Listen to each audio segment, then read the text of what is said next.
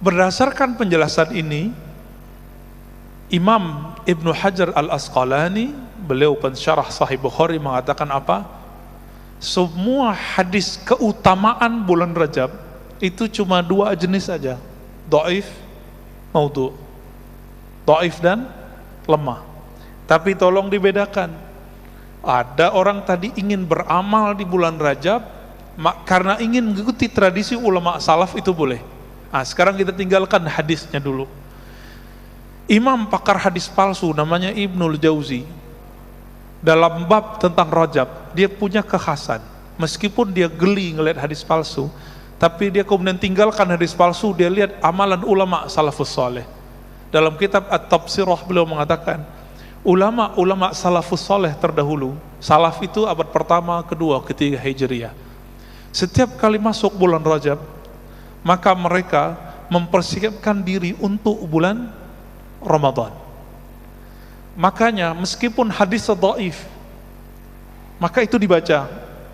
Apa hadisnya yang dibaca imam tadi?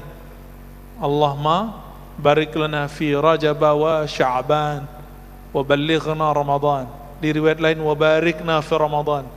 Ya Allah, berkahi kami di bulan Rajab dan Sya'ban, dan sampaikan kami ke Ramadan, berkahi kami di Ramadan.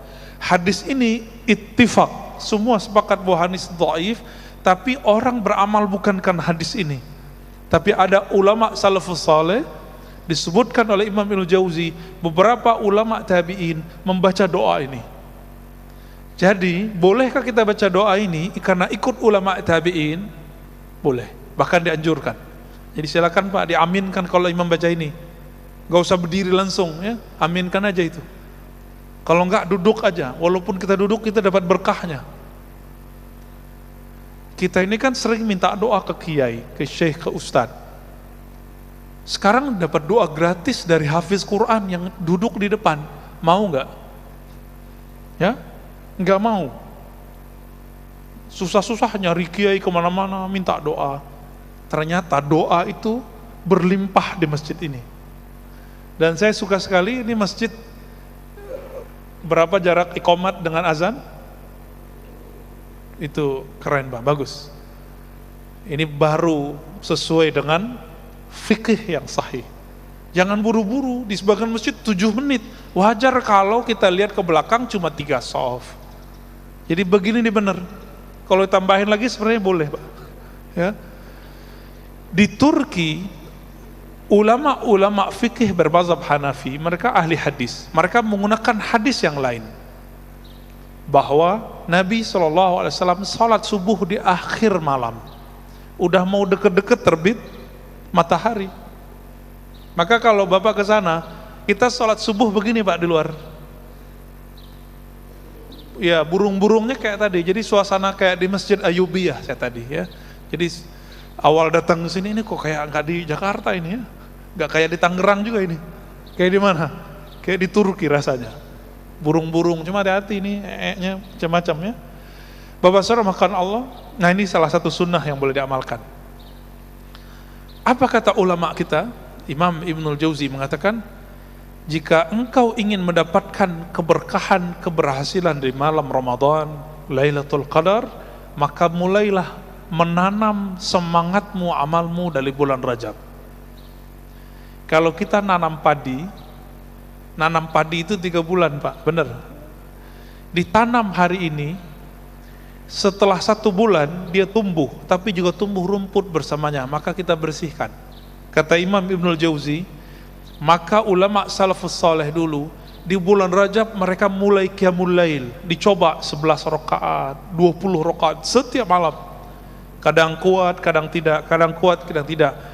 Dimasuk bulan Sya'ban, capeknya hilang. Jadi kalau udah masuk bulan Sya'ban, capeknya hilang. Apa yang harus dibersihkan? Kekurang-kurangannya dihilangkan. Ini yang disebut di bulan Sya'ban cukup merapikan apa yang sudah ditanam. Nanti di bulan Ramadan cukup memetik hasil. Karena kami punya rumus Pak. Coba lihat Nabi Yunus, berapa lama beliau di dalam perut ikan? 40 hari. Apa yang dia baca? La ilaha illa anta subhanaka inni kuntu minaz zalimin. Dan disebutkan di Quran, kalau bukanlah Zunnun, Nabi Yunus itu minal musabbihin, dari orang yang banyak zikir, tentu dia akan terkubur di sana sampai kiamat. Maka jika ingin kolbu ini tidak mati, tidak terkubur, coba amalkan zikir ini, Pak. La ilaha illa anta subhanaka inni kuntu minaz zalimin. Amalkan terus sampai nanti bulan Sya'ban, 40 hari. Coba 10 hari pertama bulan Sya'ban ganti zikirnya. Terus setiap malam qiyamul lail. Karena Lailatul Qadar itu bukan terjadi begitu saja. Masa orang Lailatul Qadar cuma ingin dapat Lailatul Qadar malam 27 terus tidur di masjid? Sejak kapan orang tidur di masjid dapat Lailatul Qadar? Kita lihat orang pindah tidur, Pak, plok. Lailatul Qadar apaan? Nanti jam 2 bangun.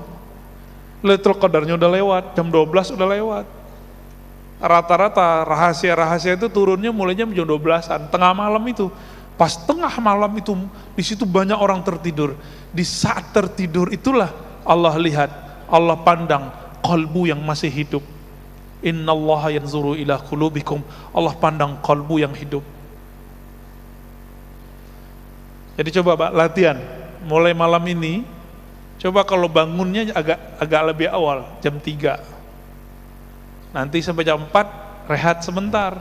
Jadi 1 jam beramal. Itu dahsyat itu. Kalbunya akan luar biasa. Orang yang setiap hari jalan cepat setengah jam, jantungnya sehat. Benar gak? Maka disebut dengan senam jantung. Kenapa kalau dokter yang ngomong, ayo bapak ini punya masalah jantung nih, jalan cepat setiap hari setengah jam, kenapa patuh? Padahal tubuh ini bakal kita tinggalkan. Kenapa kalau dokter yang ngomong, buya yang ngomong, syekh yang ngomong, kiai yang ngomong, ustadz yang ngomong gak mau diamalkan? Apa masalah kalbu kita ini? Apa kata guru kita? Apa kata syekh kita? Apa kata nabi kita? Apa kata Allah Rabb kita? Wa minal lail fatahajjat bihi nafilatan lak. Sebagian malam maka bangunlah. Pengen jadi wali Allah nggak, Bapak Ibu saudara makan Allah? Pengen jadi wali Allah? Serius? Ingin jadi wali Allah? Bangun tahajud. Hanya itu maharnya, nggak ada lagi. Mahar jadi kekasih Allah di saat orang sibuk untuk memanjakan tubuh, dia sibuk memanjakan rohnya, kolbunya. Hubungan kita dengan Allah itu hubungan kita dengan roh. Kenapa? Allah menyebut wa nafakhtu fihi min ruhi. Aku tiupkan rohku kepada tubuh manusia. Allah menyebut rohku, roh milikku. Oleh karena itu ketika orang meninggal yang dibaca innalillah, itu sebenarnya kebahagiaan bagi roh orang mukmin. Kenapa? Dia pulang kampung. Saya mau tanya, Pak, yang orang yang bukan orang sini senang nggak pulang kampung? Senang. Itu baru kampung fisik. Betapa indahnya dan nikmatnya, merindukannya si kolbu itu pulang kepada yang punya kolbu. Roh itu pulang kepada yang punya roh. Tapi bapak ini mau pulang kampung, nggak pernah kirim bantuan untuk masjid kampung, nggak pernah kirim duit untuk orang tua di kampung, nggak pernah bantu saudara di kampung, nggak pernah nyapa orang kampung, nggak punya rumah lagi di kampung, berani nggak pulang?